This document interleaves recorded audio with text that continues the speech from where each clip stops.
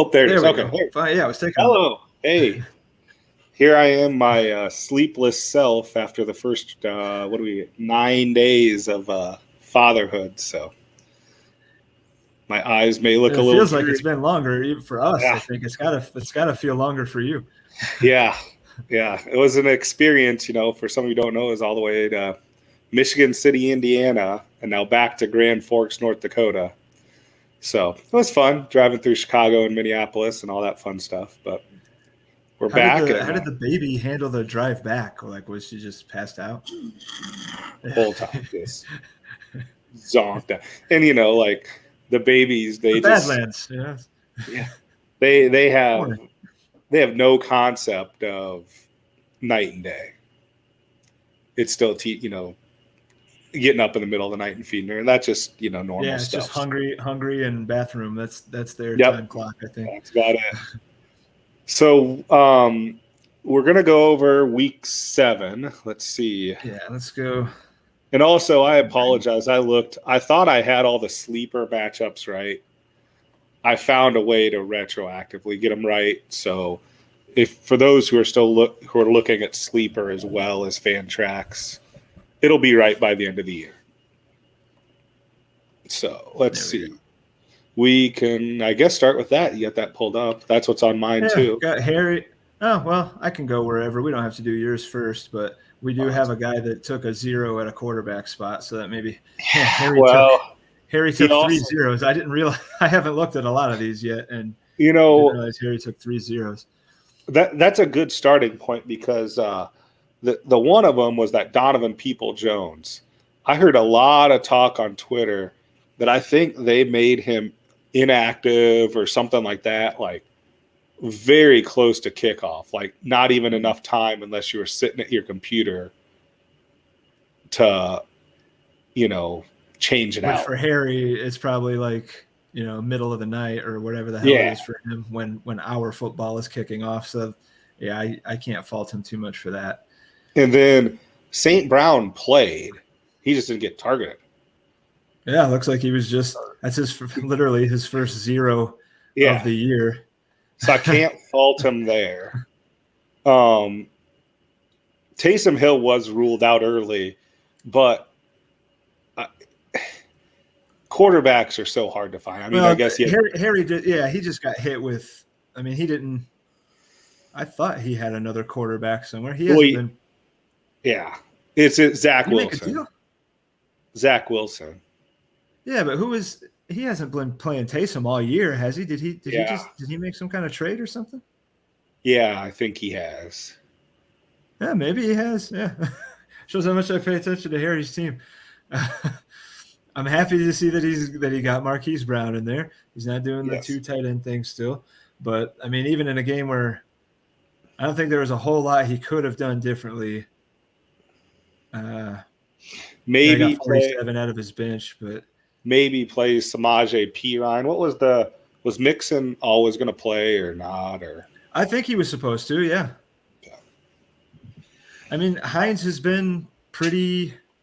I think he's had 1 or 2 maybe decent games. There's the 18 and a 14, and that was still pretty early. He hasn't gone over 3.2 points in the last 4 weeks.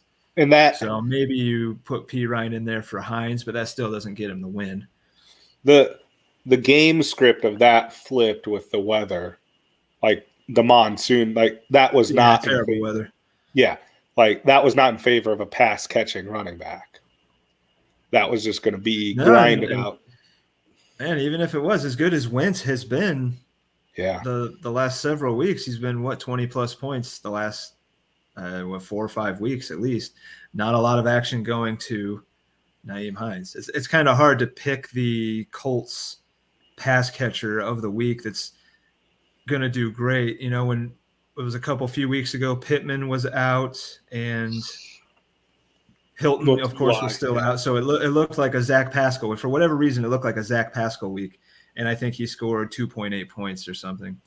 And then it's just that whole team, man. A couple weeks ago when I said, damn, it looks like Jonathan Taylor's going to get stuffed. And then he breaks off the 86-yard touchdown and ends up having a fantastic game. It's just a weird, kind of frustrating team. I don't own a lot of shares of Colts. but I imagine it's Oh, I mean, Sam's got to be loving it. Sam's loving Wentz, you know that yeah. much. So maybe not frustrating. Shit, I just Well, and I don't get it. Taylor's not that bad.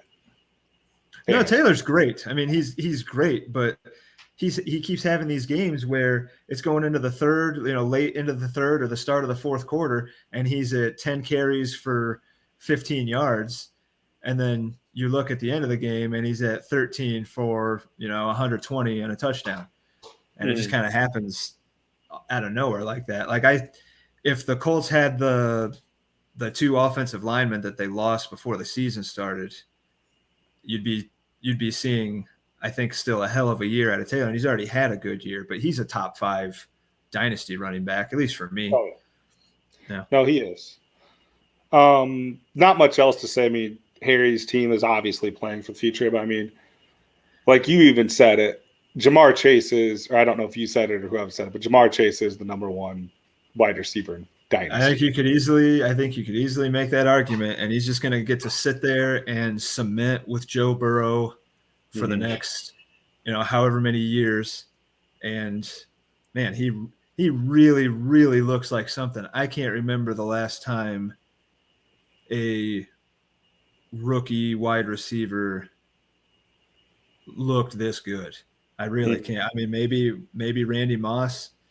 I don't even really recall if I think his rookie season was pretty amazing, but I mean, that's the kind of stuff that he reminds me of. He's not doing it really the same way. He's not the go up and get it kind of guy that Moss was necessarily. He's breaking off huge plays for touchdowns, huge plays for non-touchdowns. I have 0 shares, not only in the 2 dynasty leagues that I'm in, but anywhere. I have 0 Chase shares, and I hate myself for it.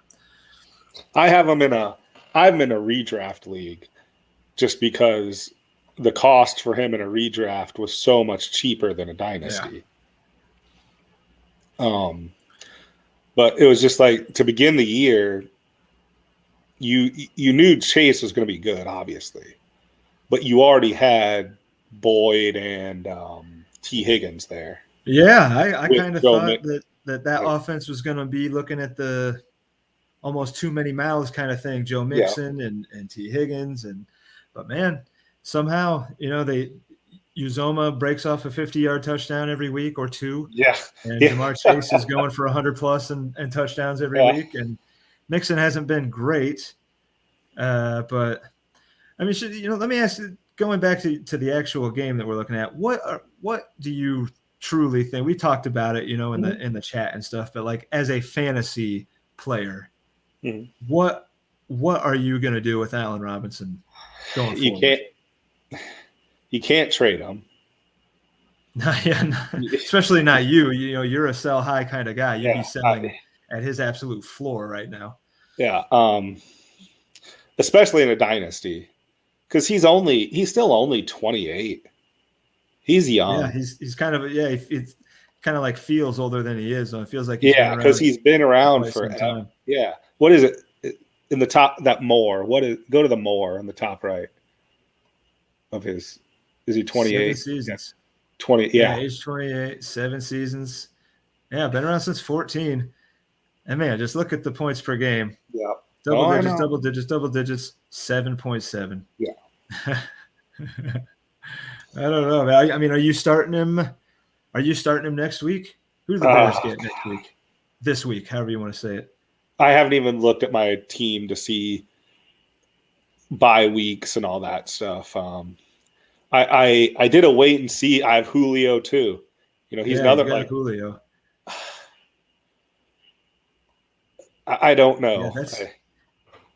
Is he playing or is he on injured reserve? Valdez-Scantling. If he is on IR, has a chance to return for Thursday's game. If he plays, if he's active, I'm playing him for sure. Because I don't know if you saw that Lazard's out. Devontae and Lazard. MVS be the number 1. I did not see that Lazard was out. Yeah, Lazard just waiver claims. I got a couple waiver claims in on him tonight that I need to cancel in that case. Yeah, he got COVID today. Or he got put on the list. Yeah. So he was hanging out with Devontae, and now they fucking both have COVID. Man, Yeah. that's gonna.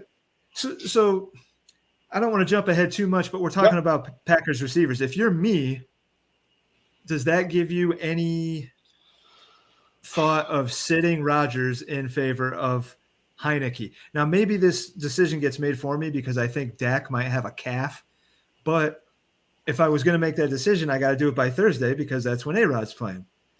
Uh-huh. Can he, is it going to be a Robert Tonyan just all night long? Can A-Rod have a good game with no I just receivers? want to look it up. I want to look it up real quick. So that freaks me out, man. That freaks me out. Sorry. I am playing Harry. I do have that going for me. No offense, Harry, but I'm playing the guy that's Dallas. Dallas plays the Vikings at home Sunday Night Football. Ooh. Dak's got to play that. Come on. Yep. He's playing. Now, the football team plays the Broncos in Denver. I don't love that. No. I don't love that, but if it's A-Rod against – man, you just would love to have any that game should be such a shootout probably if A-Rod had anybody to – if Rodgers had anybody to throw to. Well, I've heard him call that, so that's not. Yeah, I don't like. Yeah, I was saying A-Rob earlier for route, and now I'm saying A-Rob. I'm getting too into that habit. Boy, yeah. What would you if you're me? What would you do Thursday? Well, I'd wait to see who's inactive. Rodgers? I'd wait to see who's inactive. Sure. But these guys that just went COVID are not going to be back. The only thing that could happen is he loses more guys. If Randall Cobb's active, because that's it. I think they re-signed him, didn't they, or whatever. Mm-hmm. So if he's active and MVS is active, and both running backs, I'd probably still say start Rodgers. Guess maybe it could be an AJ Dillon, Aaron Jones kind of game. Yeah. Dillon's been getting some work as of recently, like the last few weeks. He's got double-digit carries. I don't know what he did this last Sunday, but I know the week before he had 11, 12 carries. Man, maybe I don't know. It feels like even when he's had everybody, he hasn't had that Rodgers kind of that big Rodgers. I don't know if I'm ever going to get that out of him. Maybe he's not it's not that kind of offense anymore. Like I've discussed before, I'm in a pick'em league that does a loser board. I might pick Green Bay this week. Jeez. Just because when else do you feel comfortable picking them? It's a short week on the road against a team that's 7-0, and everyone loves Kyler Murray, yada yada yada. He doesn't have his favorite weapon, his security blanket, Rodgers. When else am I going to feel comfortable saying the Packers are going to lose a game? Yeah, that's not bad. Yeah.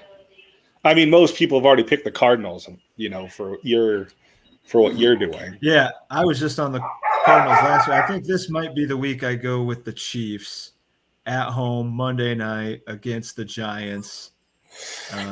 Yeah. But I feel like that's the same kind of matchup where when the Bills got beat by the Titans, there's just something that gives me, I don't know, a funny feeling about that. If they get Barkley back and they get Shepard back and Kadarius Toney all back, that might give me some pause. But yeah, I think the Chiefs in Arrowhead Monday Night Football, I think they're going to redeem the bad losses here recently. So they're going to have to take it out on somebody.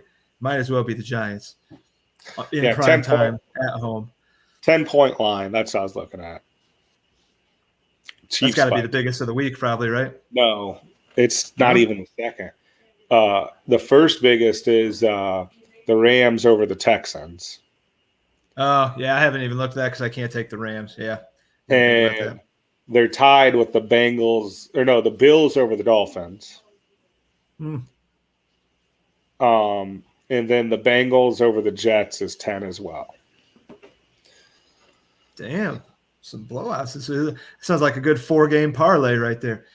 Yeah, all of them are 10 points or more. Shit. Yeah, I think I probably, because I've used Bengals already. Maybe not in both of them. I might be able to go Bengals in one if I. But again, the Bengals are a team that could like inexplicably lose a game they should win. You know, they absolutely could do that. Feels like anybody could do that this year. You could say they inexplicably won a game they should have lost this week. Yeah. You know. Yeah. Well, let's just go with yours. I see yours goes next to Vince versus Jeff. Let's see here. Vince big win for Jeff this week. Nice win. The really bad Sam Darnold game. I think Vince is, he's getting the Darnold regression. Darnold had not been that good of a quarterback. He had just been running for touchdowns, and he stopped running for touchdowns, and then now he's kind of showing that he's still Sam Darnold. These last few weeks. I think I said at the beginning of the year, I thought he had enough depth to sustain something like this because he had Fields too. Yeah, Fields got even less than Darnold. Yeah, getting less than 4 points from both of your quarterbacks combined is, like, in all actuality, if he even has – those are probably the two worst quarterback scores outside of the 0 that Taysom Hill took. Really, if Vince had anybody else at the QB spot or the Superflex, if he played he could have played Salman Ahmed and almost won in the Super. He could have played Van Jefferson, and that gets him the win right there. So Vince could have won this game, but – I don't think anybody in the right mind is going to say, oh, you should have played Van Jefferson over a quarterback in the Superflex. Nobody's going to tell him to do that. So, and the thing is with the Fields thing is you knew the Bears were going to get blown out. You knew they'd lose to Tampa, but you figured Fields could put up some garbage time stats. Kind of like Jalen Hurts has been doing. Yeah.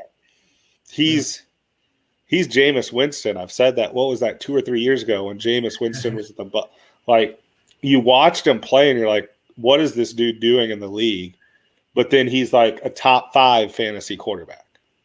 Yeah, God. And I have no Hurts anywhere, but I've played him in leagues last couple of weeks, and I remember like going to the Eagles box score and going, oh, well, this cannot be a good game, for their quarterback. Hurts at has least. 20. And then you go look, and he's got 22, 23, 24 points. Like, how the hell is he doing this? That one, I sent pictures of the draft, that live draft I did with all the people I work with at the bar. Like, I had Hurts in, like, the last round or at the end. Like, I waited on quarterback. I waited on quarterback and tight end in that league, and I ended up with Gronk and Hurts. Well, then I had to drop Gronk, and I had Gesicki. And we own Gesicki, and I've just hit gold, like with those. I have Jamar Chase, but I'm also still starting Allen Robinson, and that's a 10-team league. I've been trying to think of like who Allen Robinson would be in baseball. Like, who is that guy that the talent is there? Oh, you can't not start him. Like.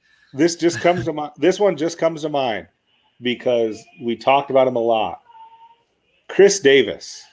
Okay, think of this. He was, what was he, 247, 40 home runs. Like, he was like Mr. 247. Like, how many years in a row? And he had I think four straight years he hit 247 exactly. Yeah. And he had how many years of, was it 30 or 40 home runs? 100, like, yeah, I think all 4 of those years also. You knew in the bank you'd get that. Like, I think he's a little bit better overall player than Chris Davis is viewed as in baseball, but consistency wise, like, consistency. Yeah, but to me, like, A-Rob he's a tier higher than I'm trying to think of like a pitcher that you kind of maybe invested somewhat highly in.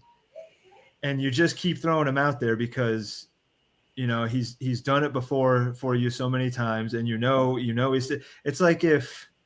Well, what about Luis Castillo, first month of the year? Yeah, it's like Luis Castillo or like a Clayton Kershaw, like a now, not super Cy Young Clayton Kershaw, but like steady veteran. But all of a sudden, just it seems like the wheels fall off, or maybe a pitcher that never gets any run support. Maybe that's a better. Who's he's DeGrom. Not Jacob DeGrom, Yeah. of course, but like picture like a second or third tier pitcher that pitches well but gets no run support. Mm-hmm. So he's like, he's 2-11 by the All-Star break or whatever, and like the strikeouts are there, but he's just not getting the W's, and that's Allen Robinson. Yeah, he's a stud. Everybody in the league knows he's a stud, except and today he did kind of throw Matt Nagy, like he said, I got no snaps with Fields in camp or preseason or anything, so like we're just now getting our first snaps together. We have no rhythm because we got no snaps together. Oh, that was today. So, I think so. Today or yesterday, maybe. Yeah. So yeah, even Allen Robinson, like he pretty quiet dude. Yeah. Yeah. That's not good. No, if you're a Bears fan. That's why you see me just like, yeah. It's fucking Allen Robinson. I'm gonna do a whole damn podcast about Allen Robinson. Yeah. I feel like. Anyways, so Jeff had a good week. He did. Jeff had plays Mo Alley Cox, who scores another touchdown, like the second or third week in a row. Yeah, so he had two, and then he skipped a week, and then he's had a touchdown each of the last 2 weeks. He gets a pretty disappointing game out of Antonio Gibson, and Jeff also had to play a non-quarterback in the Superflex, but it worked out for him with almost 13 points on Hunter Renfrow. You said that thing about Gibson. I saw. By the way, have you turned on the sleeper notifications yet on your phone? No, I don't even have the app on my phone yet. Oh God, you got to download it. I get them from you pretty much. I get anything important from you.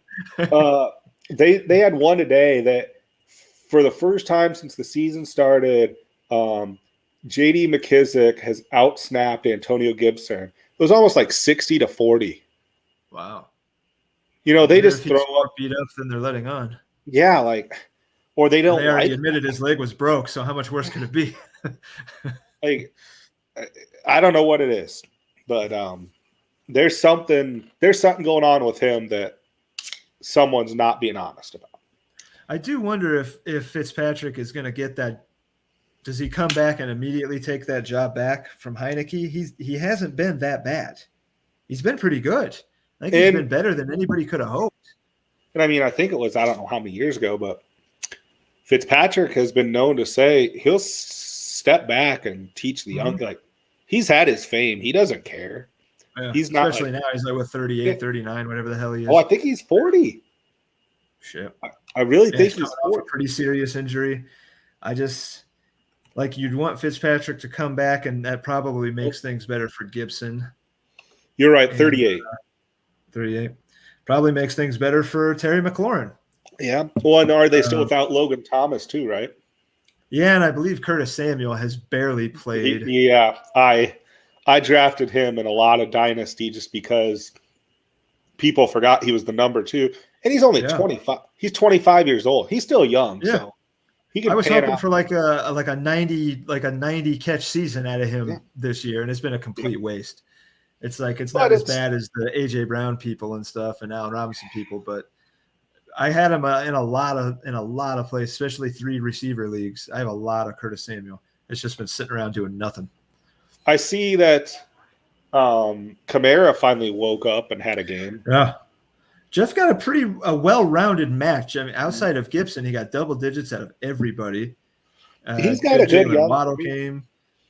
He's got a good team. He's got Waddle. He's got Sutton. He's been pretty unlucky. Jeff had in the scheduling. He's bumped up against some high scores so far on the year because he doesn't put up terrible numbers each week, and even on a week he puts up almost 140 on a week where he didn't have 2 quarterbacks going. So who is his? Definitely a team that could. Who else does he have? Does he have Ben? He's got Fitzy. He's got Flacco. He's got Baker. And Mariota. So he could have played he could have played Davis Mills. He could have played a quarterback. Hey, and he made a good managing decision.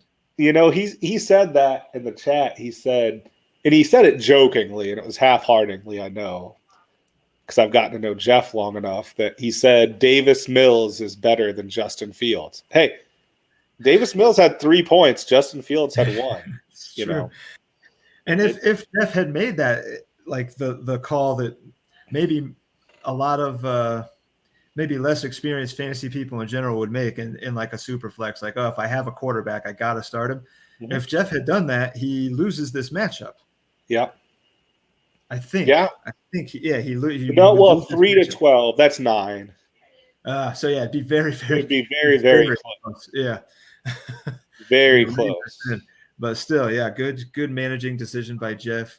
13 points out of Hunter Renfrew, who's become like a very solid PPR floor kind of guy, possession receiver.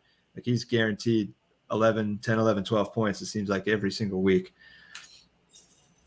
Let's see. Let's go to the next one here. Holy cow, Half Chubbs took zeros. Yes. Multiple spots as well. Damn. There's a couple teams doing that already. That's rough. What a terrible week. Well, a lot of buys, a lot of injuries. One of them is Disley played and got nothing. And I guess Devontae Parker was ruled inactive at 10:40. Yeah. And he was limited throughout the whole week. I think if I remember right, and I don't know the exact, but I think Cal works like a bar job on the weekends or something. Like he's working until 2, 3 a.m. and might not get up in enough time to set lineups on Sunday morning. And he had, good for him. Like he, Tua's back. He fought through that. Look at that. He had what? Go back down there. He has Kittle and Chubb. Kittle, Chubb, and Tony all injured right now. Yeah. Yeah. And he lost Raheem Mostert, before the season even started. He's got Kareem Hunt down as well. He's got a very good team. You want to talk about running into bad luck. Well, then look at Devontae Adams now. Yeah, that's rough. I've said it in the chat, and some people might not pay attention to the chat, but watch this, is Cal's in the playoffs right now. Right. If it ended today, I saw you say that. Because the 6th seed goes to point scored, not 6th best record. So I would not want to play Cal a healthy half chubbed. Yes. Because if he's healthy, man, he'd have serious. And I actually looked ahead. That's who you play the last week of the season. Well, I hope it's a meaningless game for me then. Because I play Dad, the Bulldogs, and you play Son, half chubbed. And our division is still nice and tight. Man. Yeah, I've said enough about that. I think my case is rested. Go ahead. Get to the other side of this matchup. Yeah. Dwight gets off the schneid. He beat me last week. He did, didn't he? Yeah. He beat me last week. It was a very tight one in week 6. So he's on another nice little run. I told him things were going to turn around for him, and they did. I really wished I would have tried to get Kenneth Gainwell before this game because he had like a 1-point stinker. And now that Miles Sanders, who knows what's going on with him. All right, yeah, sidebar. How disappointed are you now that I've tried to get Miles Sanders from you twice, and neither time. So somehow trading Tony, the one guy I couldn't pry away from trading Tony has been Miles Sanders of all people. Yeah. And the first time I tried to get him, I think it was week 3. Yeah. And he's kind of like, you wanted to see what you had depth wise and such, and he still hasn't really done anything for you. And then I came back at you again this last week, trying to get him, and I kind of need him for this week. I really like this matchup against who are they playing? The next few. the Eagles' next few matchups are against pretty bad run defenses. Yeah. And that's kind of what I was looking at, when I wanted him, when I came back to you again, I was looking at that schedule ahead. Like, man, even if he sucks, these are some pretty bad run defenses, and my running backs are terrible. So even if he sucks, he's still going to be startable for me. Yeah. But as I said, like, I still don't like him. I still don't want to give up a lot for him. And we kind of were putting him on the back burner, and then he gets hurt. The worst possible outcome that you could have had. Because, if he sucked, I probably was still going to offer you the same as what I was going to offer you anyway, because we already thought he sucked. But not only did he not have a great game before he got hurt, but then he got hurt. And it's not season ending or anything, but it is likely to knock him out for this nice stretch of games that you kind of wanted him for. This is what I was looking at, and this is another reason I'm going to keep pimping this, but you need to get Sleeper, okay? Because I'm pulling this up on my phone. Sleeper does snap percentage. So they show what percentage of snaps the player plays. So in week 4 against Kansas City, Miles Sanders had 64% of snap share, okay? Next week against Carolina, 75. Tampa Bay, 83.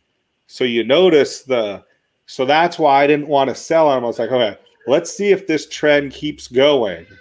And he's got Las Vegas, who is a bad run defense, Detroit, the Chargers, the Giants, the Jets, Washington. All these teams have bad run defenses, which is what you saw. And I saw this steady increase of snap percentage.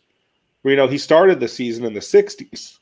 Then he went up to 75, 83. It's like, okay, maybe they're starting to get to use him more. Then he gets injured, which they definitely were, though. I mean, they absolutely were.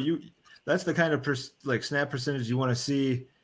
The low mid 80s. That's showing you that he's the guy, at least for that game. And by the way that it kept increasingly going up, it was looking like they were going to start leaning on him a little bit more, but the production wasn't really there. No. But at least he was on the field. Mm-hmm. And now, that like Kenneth Gainwell is probably the popular waiver pickup this week. Obviously, he's not out there in our league. Well, and Boston Scott, too. And Boston Scott's not out there either. Someone else has any league that I can't get Gainwell. I've got him in a couple. I'm in on him in a couple this week. And then the ones that he's already gone, I'm trying for Scott. Yeah. But who knows if I play one or the other, but I'm still at least going to make a play at them because, like we said, those are some bad defenses. Oh, yeah. And he still could. It sounds like it was just your simple low ankle sprain. So he might even not knocking him out for the year. He's not going on IR. No. But back to Dalvin Cook, and he has is CEH coming back soon? I don't. I guess it would depend on what you call soon. I don't think it's supposed to be on October 12th. He went on IR. Well, what's an MCL sprain? That's the thing that Jarvis Landry had. He was back in 3 weeks. Yeah, but this is a running back. I mean, they both pretty much do the same thing with the ball. But a lot of it will depend on schedule, too. Like, they're not going to bring him back for a Monday night and then play the following Sunday with short rest. He at least has to miss this next game. That would be his third. So when he went on IR, he had to miss at least 3. So he's at least out 1 more week. But hey, Dwight's gotten along okay with that. If he's won the last 2 weeks, he's won the last 2 weeks without CEH and with Robbie Anderson being. Man, look at what his target as a DJ Moore owner. I'm a little worried that Sam Darnold is a pumpkin. He kind of looks like a pumpkin, but he's starting to throw a football like one too, and. I don't know, the heights that I saw DJ Moore attaining, I don't think are going to be possible for him. No. And Robbie Anderson's just been piss poor. Something like someone posted something on Twitter like his target share is unbelievable for his little amount of catches. Like he gets so many targets and does such zero with them. Yeah. It's been real bad this year. Yeah. I mean, I like the Panthers defense. I think they're like really great against pass catching running backs and maybe the run in general. But I don't know if it's just missing McCaffrey and that allows everybody else to kind of cover the DJ Moores and the Robbie Andersons. But man, they need to do something because they just looked really, really bad against the Giants, a team they should have beat. And the week before that, they looked bad, and it's all on Sam Darnold. Like Chuba hasn't looked that bad, you know. He's not McCaffrey, but he hasn't looked that bad. But Darnold looks really, really bad. I want to look at something real quick. Go ahead. There's something I want to. Dwight had been getting the good Daniel Jones games, and then he had a couple stinkers, and now he's back to being, putting up half decent. He's not putting up the high 20s that he was, but he didn't run nearly as much in this game. He didn't have to. The Giants were winning, and who were they giving the ball to? Is it still Devontae Booker? I don't even remember. But you're got the Zach Ertz touchdown, which is nice. Go ahead. I got lucky with this one. You were mentioning something about, like, we were talking about the targets and all that stuff. And teams shifting their attention, like DJ Moore getting double covered and whatever. You're a Chiefs fan. On the flip side of this, what are teams doing with Tyreek Hill? Like, well, man, he's on pace for I think his 17 game pace right now is 119 catches. So whatever they're doing, it's really not working because he's catching a shitload of ball. He's like averaging 9 or 10 catches a game. But what's his points per game? Like, he only put up 12. Like, look, it seems to me like he's had a lot of clunkers. Yeah, he's not breaking off the old, like the 30. Yeah, those giant, 70 yard touchdowns. He's not doing the Jamar Chase stuff, he's racking up the catches and stuff. I mean, because he's on, what's he got for 12? So 13, 23.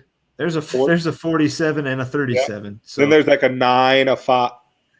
Those two huge games. Yeah. I think he's still like wide receiver 3. Yeah. Or he's top 5. And it doesn't seem like it because he's had 2 single digit games and then another 13 and another 15, but he's got a 47, a 37, and a 23. Yeah. So, but look at the receptions. 11, 5, 11, 7, 9, 6. He's getting targeted like crazy.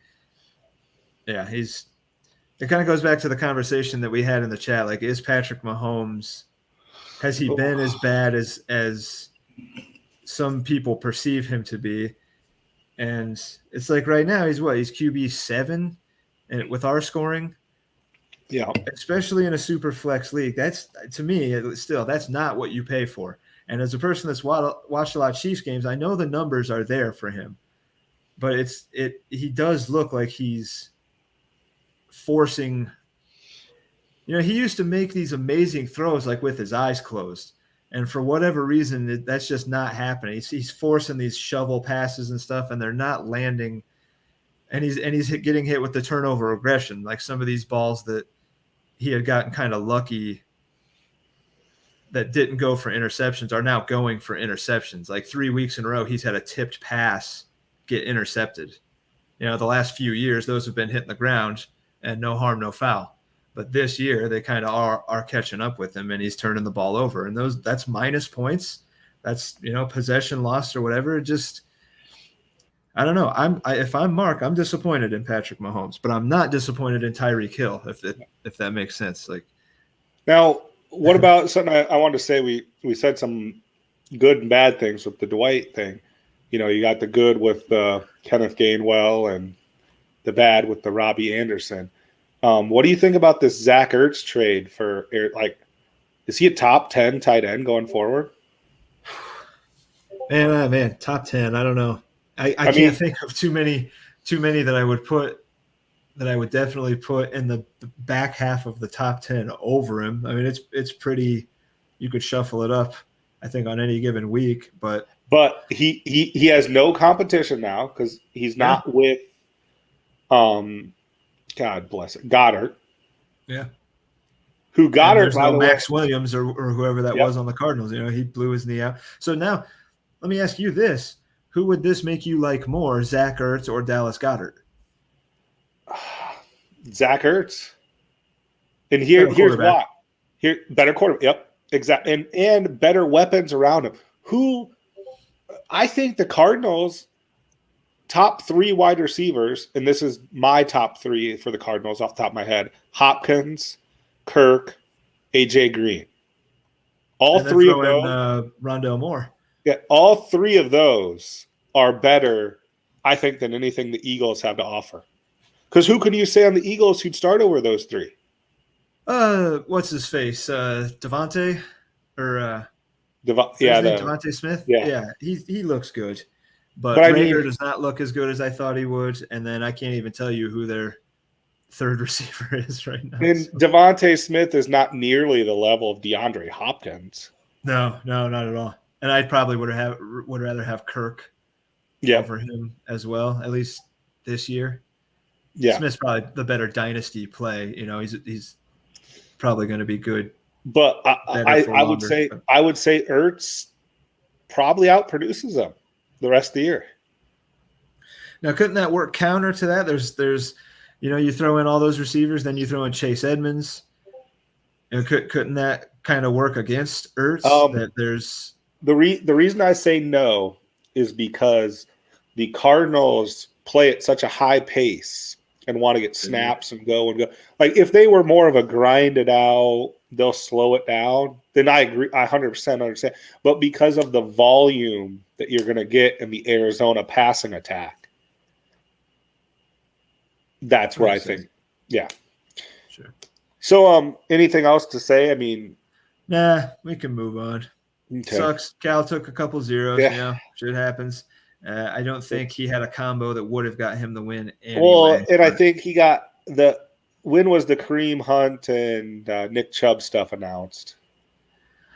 It was I know like people were picking up Dearness Johnson and playing him Thursday night. So, and then what about he also has somewhat early.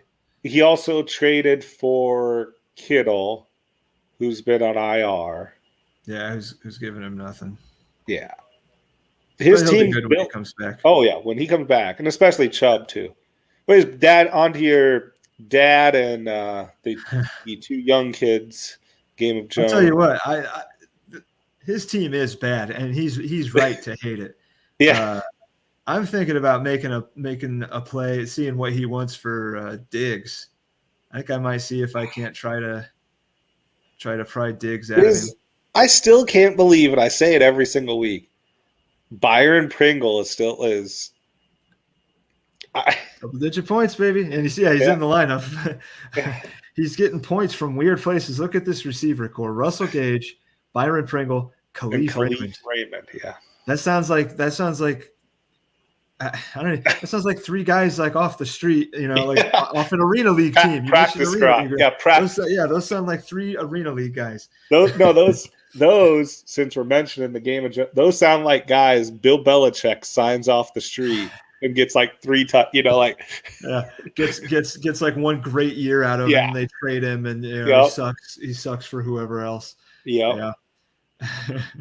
Game of Jones had got a disappointing Darnell Mooney, a disappointing OJ Howard, a disappointing but probably expectedly disappointing Brandon Cooks, and still steamrolled the Garoppolo's team. And, even if he would have had a healthy Saquon or a non-bye week, where the hell is he? Has Diggs on this team? Where the hell is he?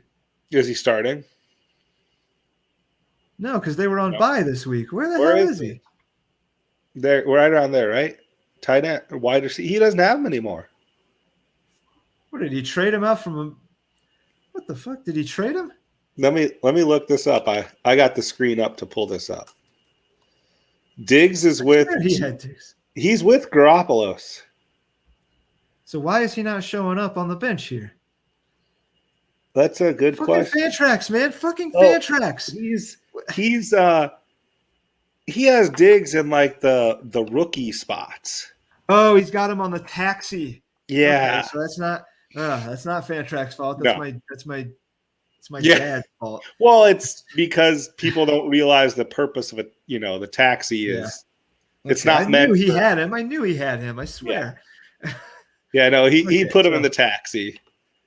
Yeah. Yeah, I'm You gonna know, see. you gotta, another thing to say to your dad, he's wasted a taxi spot on Adrian Peterson. I mean, there's not a lot better out there right now to No. go grab. I mean, there's guys that are at least playing, but yeah, Like he does hate his team. he does. He And said it. I get it now. Oh, it was Devontae Booker, almost 15 points. Nice. He had a decent week for what he had to work with, and the Mike Davis, ran into a Davis bulldozer. dud. Where's Mike Davis? Oh, 1 point. Yeah, 1 point, Mike Davis. If he gets Saquon there, he might not win, but it looks a little more. Well, even if he gets the usual Mike Davis, that's the first super stinker Mike Davis game. He was good for double digits every other week. And that's a pretty 13.5 out of Kelsey. You're hoping for more than that. Yeah, that. He's been banged up, though. He's not catching the touchdowns lately. But I mean, you tell him, or you tell anybody, he's going to run out Khalif Raymond, Byron Pringle, and Russell Gate. People get 40-something points out of all three of them. Yeah, I'd be happy with it. Yeah, but it wasn't good enough, and he may be on his way to the worst team that's not from New Zealand status. Yeah. I mean, no offense, of course, but it's not a great looking team. I think if I was him, I'd be selling some pieces and gearing up for. Well, he has one big piece that he could sell, in my eyes, and that's Kelsey. He's got I think Kelsey and I think Diggs are his top two. I mean, if you want to go outside the realm of the quarterbacks, Tannehill is obviously a good piece in a super flex league, but he has a quarterback. Scroll back up there real quick. All right, stop right there. Sorry. He has Garoppolo and Keenum. He has 4 quarterbacks now. He's got Tyrod too. Yeah, Tyrod's coming. Yeah, that's why I say that 4, because Tyrod's coming back. I think they said this next week. Yeah, he may well. So yeah, he's got some. Keenum's obviously not a long-term starter, but I was able to parlay basically 1 week of Jacoby Brissett into Henry Ruggs. Yep. So, I mean, if a team's desperate and every game matters in fantasy football, really, if you're going to be fighting for a spot, every game matters. If trading for Case Keenum can help you win a week, can help you win a game, you got to consider seeing what you can give for him, Now, I know I can give you crap. On the flip side of that, trading Tyson Williams for traded Brandon Cooks. Yeah, I traded Brandon Cooks for Tyson Williams. But I mean, I understood the process there. Yeah, I liked how I looked at receiver at the time. I mean, I still do, and I really, really needed what I thought was going to be a starting running back. I mean, on a top 5 top 5 rushing offense, you'd say. Yeah, and he ends up being healthy scratches and shit. So, that was a bad look. And I'll tell you what, Cooks has fallen off these last few weeks because Davis Mills is so bad. Yep. But when Tyrod gets back, Brandon Cooks is going to feast the rest of the year. Now the next thing though is Brandon Cooks going to be traded at the deadline? Could be. I mean, a team. I suppose it could, but again, like we kind of said at the beginning of the show, those mid-year football trades don't really happen all that often because the guy's got to learn the playbook and stuff, and it seems to take these guys longer to gel into a football offense than it does, any other sport really.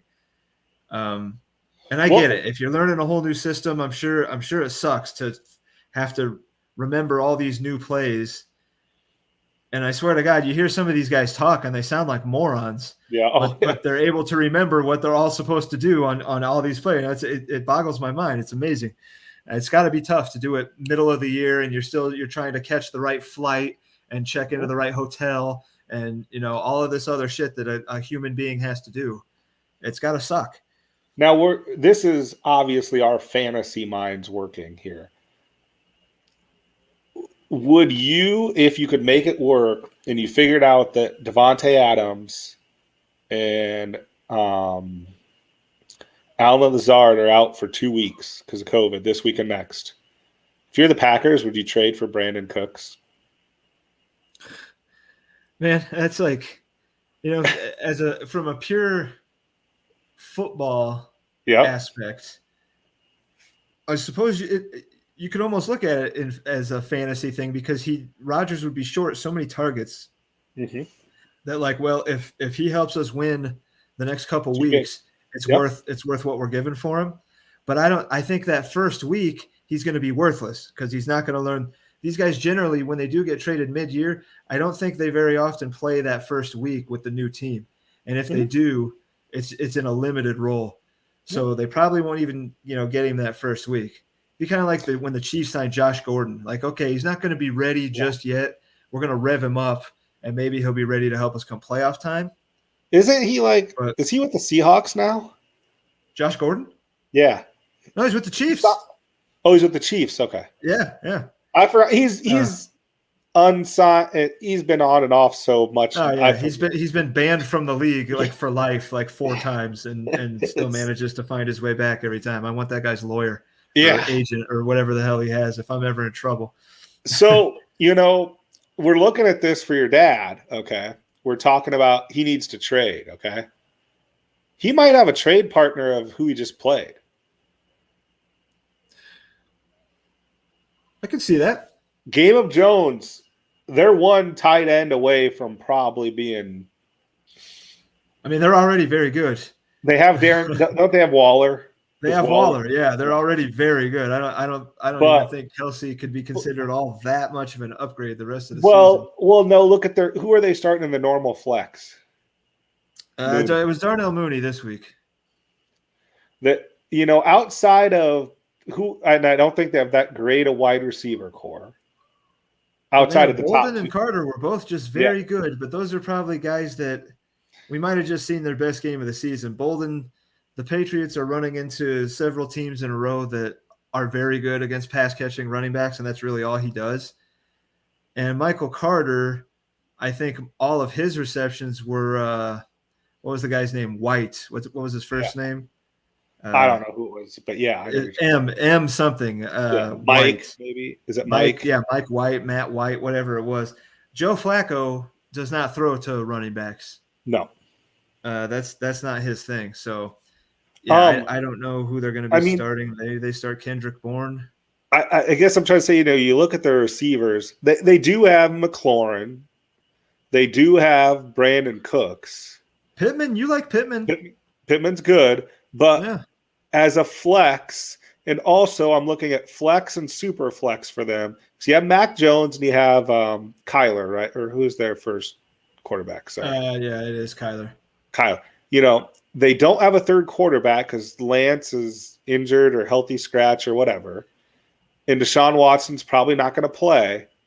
So these kids should make a play for Travis Kelce, and that could probably put them over the top.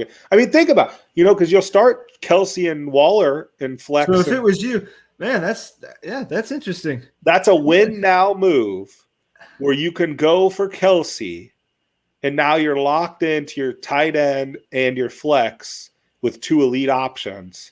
And then when your super flex happens, Kelce and Waller are just as good as super flexes, your quarterbacks. That's interesting. I mean, it doesn't strike me a move as those guys are going to make. It doesn't strike me as something that they would do, but that's an interesting play. That's a win now move. Let me ask you this regarding Darnell Mooney. Go ahead. It'll make it very simple. True or false? Allen Robinson, Darnell Mooney, and we'll just say the running backs on the Bears would all be better if it was Andy Dalton. False. at quarterback. You don't False. think so? No. Because So I think who would not be better with Dalton? We know Robinson would be. The reason why I say that is I think the Bears have a couple primetime games this year. And anyone who knows Andy Dalton's history knows he's just a turtle in primetime play. I mean, the running back. It wasn't fair to say the running back because Montgomery would be fine, I think, no matter what. He doesn't derive a ton of his value from catching the ball. He's fine at catching the ball, but that's not a huge chunk of his game. And Herbert has been good just on his own. So mostly it's Mooney who's been a disappointment and Robinson who's been a massive disappointment. And Kmet they had high hopes for. Don't you think those guys – I feel like all those guys would be better if it was Andy Dalton. I do feel that way. I think it's more of for me, it's you take your lumps. Dalton is not the future. Fields is. You just move and you listen to the. I listened to the broadcast this week, and Romo, because I love Romo. By the way, I think Romo is probably the best announcer in football right now. I like him a lot. He does do the. Hey, look, I know what's coming. He does do that a little bit much for me, but he always seems to be right for one. And he clearly knows what's going on. He knows a ton about football. I do love him, but that gets a little bit – It does. It's a little bit old, but I like him. He's better than Collinsworth, I think we can agree. Yeah. Collinsworth is always he's got a gay thing, man. He's got a gay thing. Everything sounds gay coming out of his mouth. The way he talks about all these – men on the field. He's such a big man. He's so strong. He's so hairy, and Collinsworth just sounds gay. I don't know what it is, but I've always thought that he just sounds. He sounds like he wants to be down there, giving him sponge baths, rubbing him with oil and shit. He's just a weird kind of dude.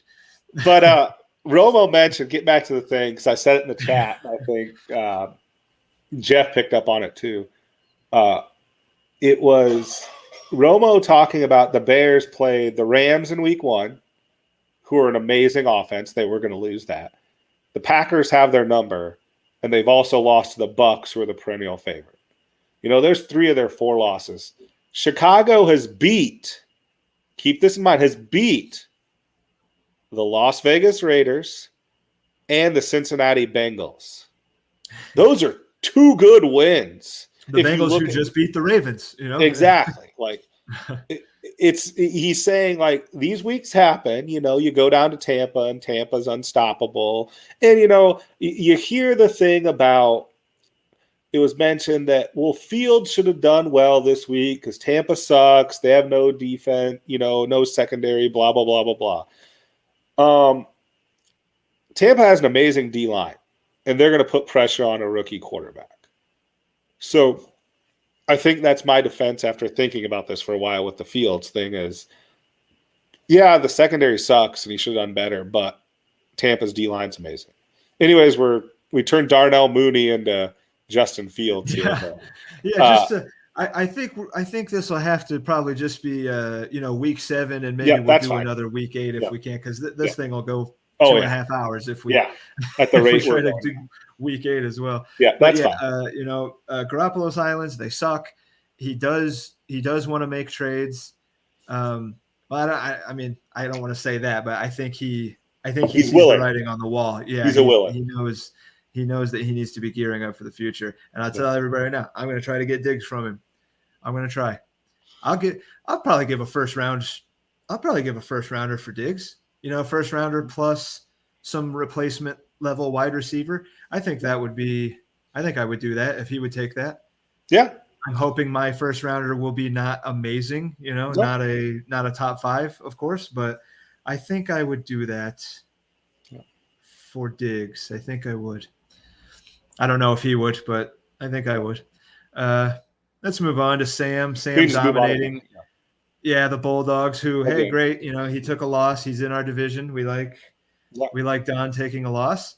But, man, Sam – boy. I tried to take him down a peg, look at all this bullshit. You're getting the CJ Uzoma game, which is fucking ridiculous. He keeps getting 2 catches every week and they're both touchdowns or they're both for 60 yards or whatever the hell it is. But man, Mike Davis is that good. DK Metcalf is that good. I still am, and I said it and I admitted loss for this with the A.J. Brown thing.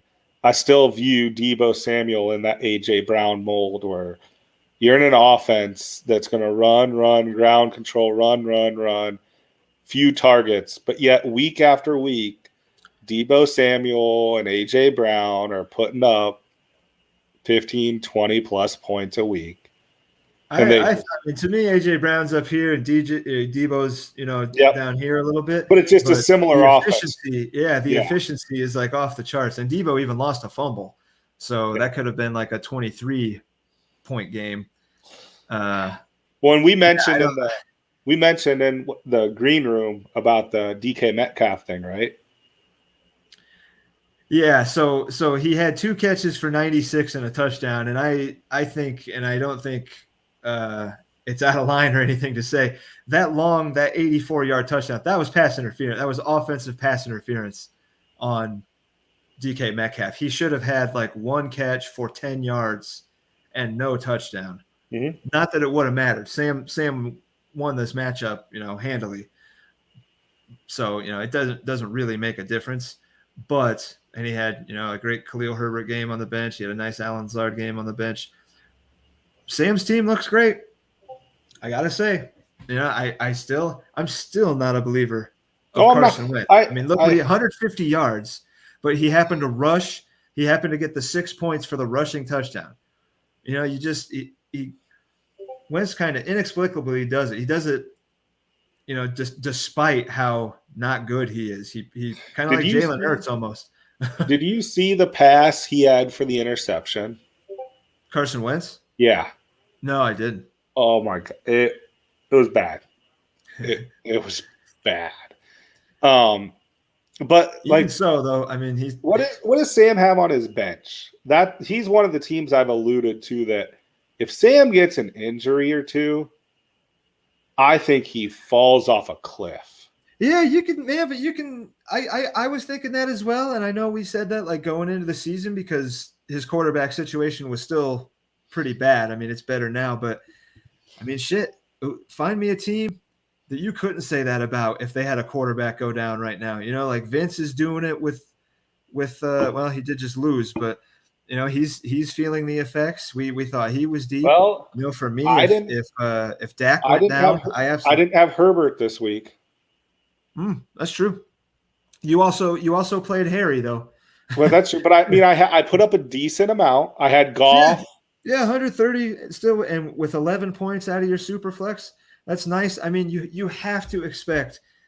So Cooper Kupp, his career high is 10 touchdowns, and he has 9 through 7 games. Like Cooper Kupp has to regress at some point. He's not going to catch 22 touchdowns or whatever the hell it is. It was like a week or two ago on Fantasy Sports Radio on Sirius XM. They said they would not be shocked if Cooper Kupp is this year's Devontae Adams when he put up like 18. Yeah, maybe. I mean, maybe he could. He catches 2. It seems like just about every game. Yeah. And think about pretty incredible. We talk about this in baseball, and we sometimes don't talk about it enough in football. But the personnel change from Goff to Matt Stafford. Matt Stafford can be a much better quarterback. Yes. Well, I mean, look at what he did. He didn't do it for Megatron, but he was a willing participant in how well Megatron. Oh, yeah, I mean, you need to have a guy that can chuck the ball down the field like that. Megatron's not Megatron if he has Jared Goff throwing to him. I can tell you that much. Or whoever the Jared Goff of that day was. I can't really think who was a noodle-armed Andy Dalton. Wow. Yeah, sure. No, man, his nickname was the Red Rocket. Yeah, I know. I don't know, but yeah, it's I do think, and the guy that got the huge bump at least preseason and in drafts because of Matt Stafford was Robert Woods. Yep. And I was still the guy. I was like, oh, what's Robert Woods' career touchdown high? Was 8 or whatever? He's going to crush that this year. it's Cooper Kupp, man. It's Cooper Kupp, and it's not just like it's not even close. It's not just the touchdown; it's everything. Yeah, he's racking up yards, receptions. He's racking up receptions. He's racking up touchdowns. He's doing everything. Yeah, he's not every single game. He's not doing it on 2 for 98 with an OPI. This was 10 for 156. Yeah, he's had. Let's see. Go ahead, look at his 9 reception catches, total. 7, 9, 9, 7. Yeah, he's doing it. 156, 130, 163, 108, 92. He's been incredible, just incredible. Well, How good does that trade look for you now? I mean, well, Jesus yeah, Christ. It looks great. But I mean, I'm not even in the playoffs. It's early. I mean, these things are still gonna separate themselves. Who did Don have on bye this week? Did he have anybody? The Bulldogs had. Interestingly, Don has lost both Gus Edwards and J.K. Dobbins for the season, but he did not have very much on bye. He doesn't have here. Who's this? He has 2 quarterbacks, right? And that's it. Matt Ryan, Matty Ice, and he's got Hurts. Jalen Hurts, yeah. Week out of Tyler Lockett. That looks bad for Darrell Williams, like being the starting quarter or running back. I mean, the Chiefs generally looked really, really bad. Mahomes looked bad. Everybody looked bad in that game. But even had these guys had double, Sam scored 177 points. He was going to beat anybody he played. Yeah. We mentioned this in the back room, and it's kind of a hint towards Week 8 preview, which will be at a later time. But I do not believe Mike Evans has a favorable outlook this week. Very unfavorable, you were explaining to me. Yes. Sam, you should, in your free Google time, Google Mike Evans versus Marshawn Lattimore, and come back to me with some tears after you look up the splits he has against Marshawn Lattimore. Well, and Sam did not need Mike Evans this. He didn't need the 3 touchdowns, but this was the kind of week that we had said all along that Mike Evans will give you. He will give you these 30, 35 point weeks where he will win you a week. Now, Sam happened to not need that, but if this was a different week, if he had one of the QBs on a bye, and he was, I think Lamar's on bye this week as well. Yeah. So I get him. If Sam has another kind of, he got 17 out of Lazard, he got 18 out of Herbert, putting that in the super flex, moving Wentz up to QB and putting that in super flex, that'd be nice too. Sam's team it looks tough. I'm gonna say the look ahead. Lazard's not playing this week. Lamar Jackson's not playing this week. Mike Evans has a bad matchup. I might be catching Sam at the perfect week. He's still not going to have McCaffrey. Yep. That's the other thing. He's doing all this. He's putting up 177, and he says he's doing it without McCaffrey. So yeah. Woo. Sam might have played the oh shucks, I don't know how to draft football players. I don't know who these guys is. Kurt Warner still play? Bullshit. Okay, bullshit. So that I think is pretty well dispelled, and we know Sam now is maybe 80% full of shit. Yeah. I think Duke said that in the chat. He's like, I believe 20% of what Sam says. Yeah, that sounds about right. Because that might even definitely not believing anything about the football bullshit anymore. I know he knows what he's doing now. So dominating week. Even if you took away his highest score, he's still crushes. Look at what we talked about. We were doing the Cooper Kupp thing. Bobby Woods had 15. Yeah, I mean he's probably got that as a nice floor. Yeah. He's got a nice floor, but really so far his ceiling on the year has been 27, and that was still without a touchdown. 12 for what? Yeah. That's well, and then Don also has Dallas Goedert. He has I can't see the rest of them. So we had Jalen Hurts, who's I think Jalen Hurts is a top 5 quarterback. That wouldn't surprise me. It Has he had disgusts me, anything but it wouldn't surprise me. like what is it? 2020, Look at 2020, that. Every 20? week, man. Every week. Just amazing. And But he that's had kind his of what you expect from him. He does it with the yeah. legs. He does enough with the arm, and bingo bango. Look Does at the Don rushing have yards any? every week. They're 6, 4.5, 3, and he's and the rushing touchdowns, man. What's that? 5 rushing touchdowns on the year. That's huge. Does Don have any injuries? Well, he's got the Dobbins and Edwards, and I think that's about it, though. Maybe he gets a big Randall Cobb game this week, though. I wish that another thing why tracks effing blows.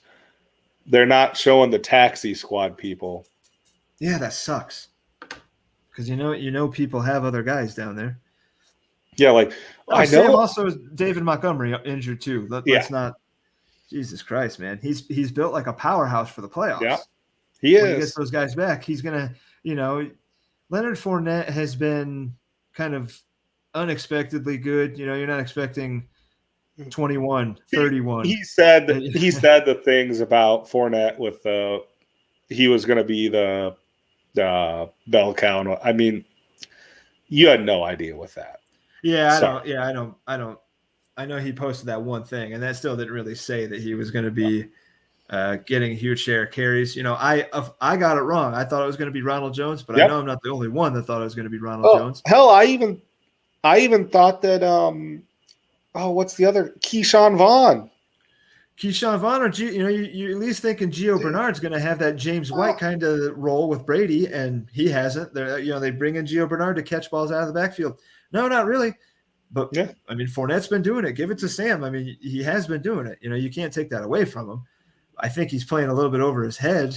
Yeah. But and the offense is ridiculous. But the thing also is he's playing over his head with DK Metcalf being, oh God, what is DK Metcalf on the year wide receiver? Because DK Metcalf doesn't have Russell Wilson. And right. That's the scary thing about Sam's team. You mentioned number one, no Christian McCaffrey. Number two, DK Metcalf not being DK Metcalf. Yeah, he's got injuries to his own guys. He's got McCaffrey, David Montgomery, and then he's got like injuries to the guys that matter to his guys. Yeah. So, Sam's team looks really, really tough right now. The only thing, and I've mentioned it before, that could scare Sam in the playoffs is he has Mike Evans, Antonio Brown, Rob Gronkowski, and Leonard Fournette. All it takes is 1 week in the playoffs of Tampa to do a 0, and he's done. Doesn't seem likely, though. That offense is it's a juggernaut. It's a machine. Yeah. It's but really good. That's the only reason why I keep saying he still confounds my expectations, because having 4 guys, and he's not starting them all. He went with the stack. He went with that Tampa stack. I mean, it paid off. But man, even if he does, he's still like we've been saying, he lost Montgomery and McCaffrey. For a lot of people, probably 2 top 12 running backs. Maybe Montgomery, maybe for some people he's not top 12, but after his finish last year, almost certainly he probably was coming into the season. So it's kind of doubly impressive. Well, to be putting up almost 180 points without a couple of your higher end pieces. And there is literally not much on tight ends for the waiver wire. And for him to turn Gronk injured, and then he gets Mr. Uzoma, who knows how long that's. But you may or may not remember, but on one of the early football pods we did, you asked me to sell you on CJ Uzoma. You did? And I said, man, I don't really, I can't really sell you on him. He's kind of an athletic freak, but I don't think he's going to be a big piece of that offense. And, it was just a guy I was picking up like in maybe that league where I had 3 tight ends or something. And I said, I don't want to sell you on him. He's not that great. And then he went on to absolutely explode. It's nice, but yeah,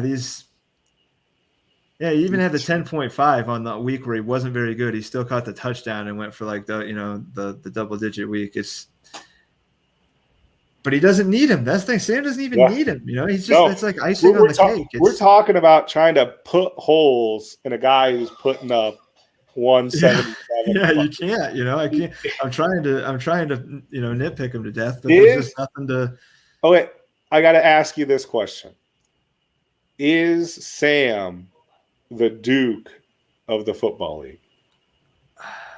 No, because Duke was a little more shrewd about how his team ultimately ended up the champion, and like how he's going to be really good going forward. Sam didn't go so much I'm going to take high-end rookie route. He set out to, I think, try to stack up the high-scoring offenses, and obviously. Yeah, so you look there like to go with your Baltimore, Tampa Bay, the Rams, Tampa Bay, Seattle, Cincinnati. I mean, all those I mentioned were expected to be high-flying offenses. And he, if Lamar Jackson, takes off running downfield and he gets blasted by somebody, like maybe Sam has a little bit to worry about. But again, he's got guys on his bench that he would be able to plug into that super flex and probably reliably count on almost, QB2 level points. Yeah. If it has to come down to putting Darrell Henderson or even Leonard Fournette, the way he's been playing, into the super flex, I think Sam would be fine. He's got a really, outside of quarterback, he's got a really deep. Yeah, I mean, we're talking about what he's got: Fournette, Henderson, David Montgomery, and Christian McCaffrey. He can only play Khalil Herbert, and yeah, he's super deep. Oh. Shall I say that I wasn't that deep in the ABL, but my ability to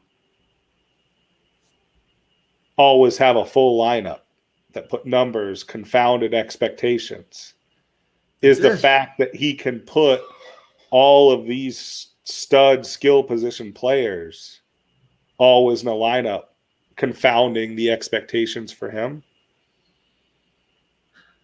Well, I don't think we predicted Sam's team to be bad. No, but not this good. There's a lot. Yeah, there's a lot of guys on the team that I wouldn't have expected to be as good as they have been. But you can't ignore the results now. You can't. It's high scores every week. Yep.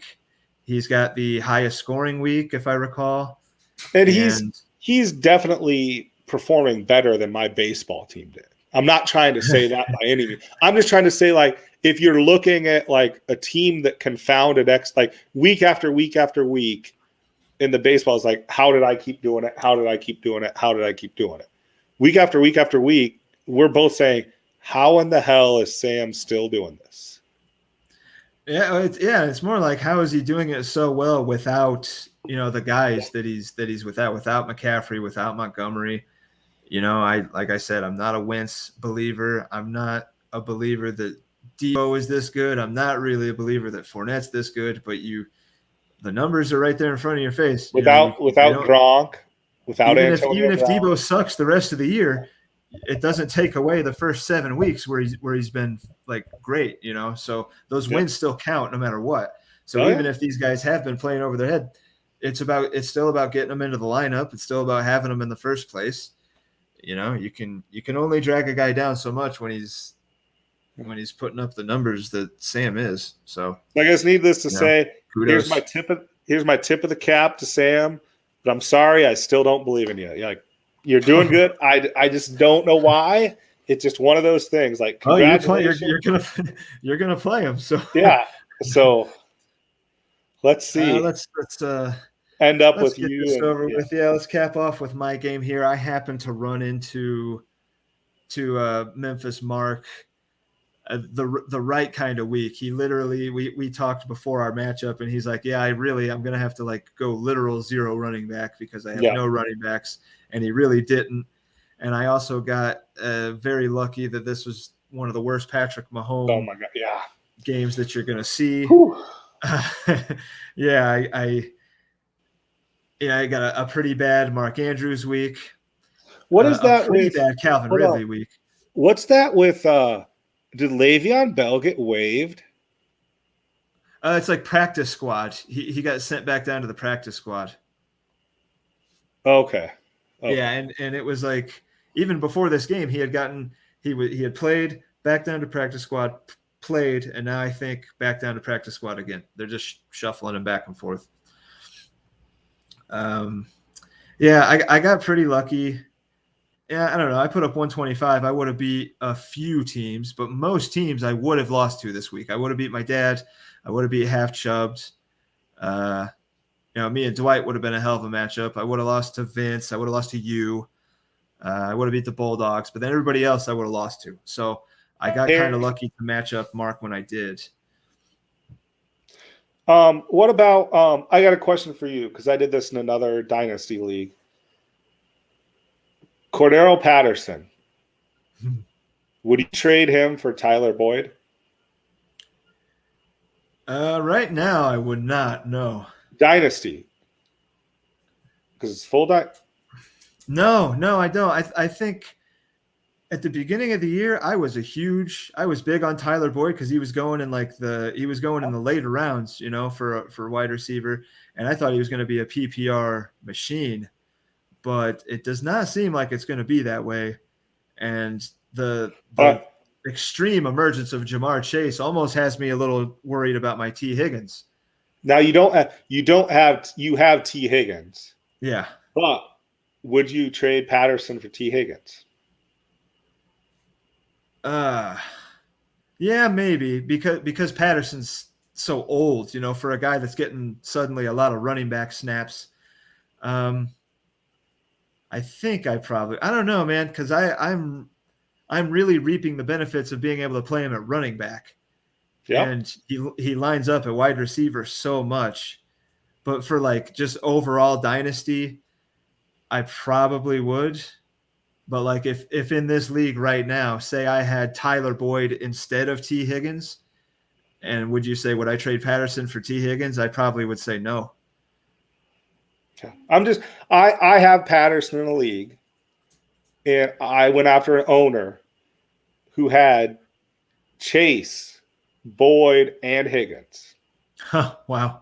Talk about I started with Higgins. He said no, and I settled on Boyd. I didn't need Patterson. Did say yes for that? He said yes to Boyd. So that's the only reason I'm asking. And Vince is in this league too, so he can. Well, yeah, you're asking me as I look at like like this team in particular. I desperately need the running. Look who I just started. I just started Mark Ingram for fuck's sake. Like I really need the running back help. But put me in a position to where I was lucky enough to have Patterson, and I didn't need the RB help. I don't know, man. I feel like you could have gotten better for Boyd. Maybe if you shot Pat, I don't know the league you're talking about, obviously, but so my running backs in this league are Melvin Gordon, DeAndre Swift, J.D. McKissick, Williams from the Chiefs, Sonny Michel, and Ronald Jones. Geez, most weeks you probably could start Patterson. You could, but but you don't need him. Yeah, correct. It's like I don't know, man. For you especially, I don't feel like getting Boyd back is really high on Patterson. I guess that's the other thing too is I floated Patterson for 2 weeks. I got nothing. Yeah, it's just nobody believes it. Nobody believes it. And it's hard to. I'm loving every week of it that he gives me double-digit points. I'm expecting the rug to be pulled out any minute now, and they're gonna go, "What the fuck are we doing? We have Calvin Ridley and Kyle Pitts. Let's just pepper these guys." But it keeps being Patterson. Is he more open because it's Ridley and Kyle Pitts? Is that why he's? And like you said, he has Mike Evans as well, or sorry, Mike Davis. Yeah, Mike But I Davis mean, puts up 10. look at the catches for Patterson. Takeaway last week, which he only had 2, but it was 7, 5, 6, 5. Like he's really racking up the catches. Yeah. Is he more open because of Pitts and Ridley? Pitts is lining out wide way more often than he is as a tight end. He's practically a wide receiver, most of the time. He hardly ever lines up at tight end. Now this is where my strategy backfired of sell at what you think peak high is. And I thought I sold Patterson at peak high. It looks like that's the one deal for me that offset my terrible Brandon Cooks deal, was being able to get Patterson.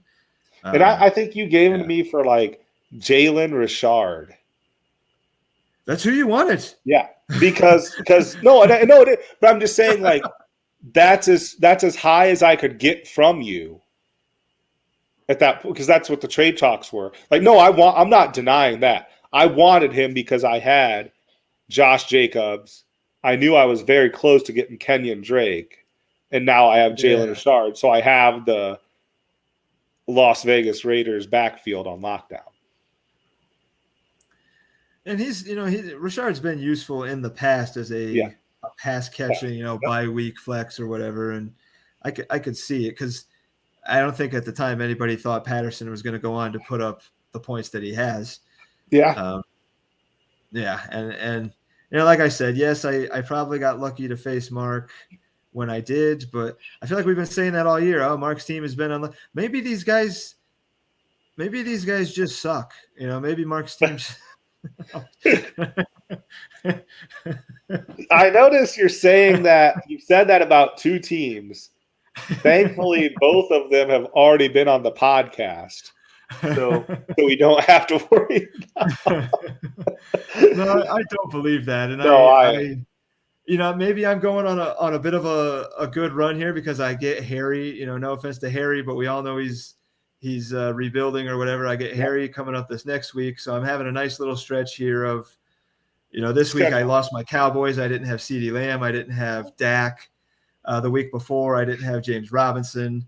But I mean, scroll back up with Mark's receiving core. I mean, he has A.J. Brown and Calvin Ridley. He's got studs everywhere almost. Yeah. I mean, he's got a top. A lot of people argue top 3 tight end, top 3, top 4 tight end. He's got 2 for a lot of people going into the year. Potentially top 5 wide receivers. Ridley and Brown. I was going to say 5, but drafting that way. You could say top 10 easy.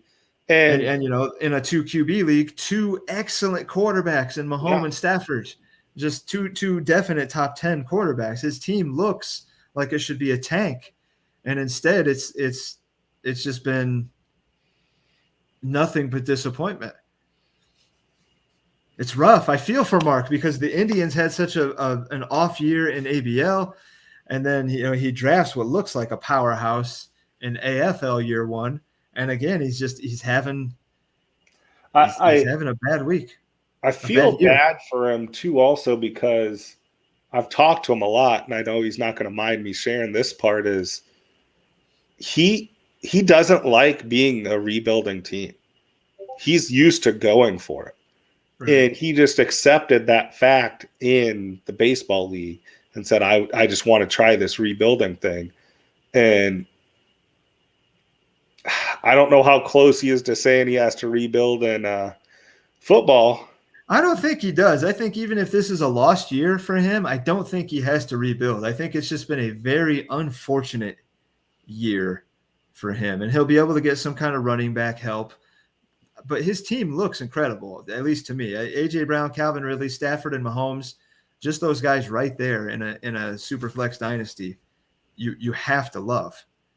And then he's got some great lottery tickets. He's got if Josh Gordon ends up being anything, that looks really good.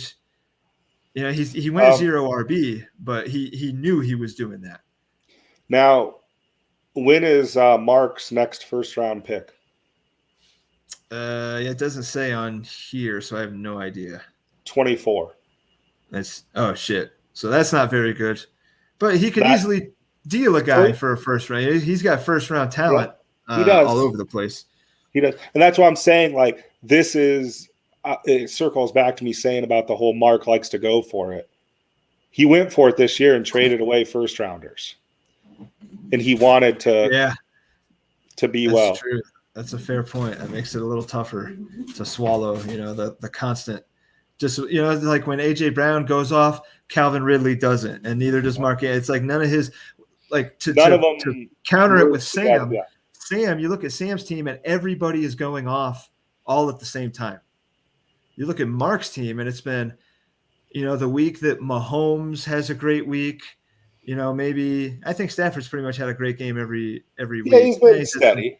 Some under 20s, but it's like he always is like, man, if all of these guys could do it, but he gets the big Brown and no Ridley, or he gets the big Ridley and Brown's hurt or has food poisoning or whatever the fuck it was. Or he hasn't eaten solid food in like 12 days or something.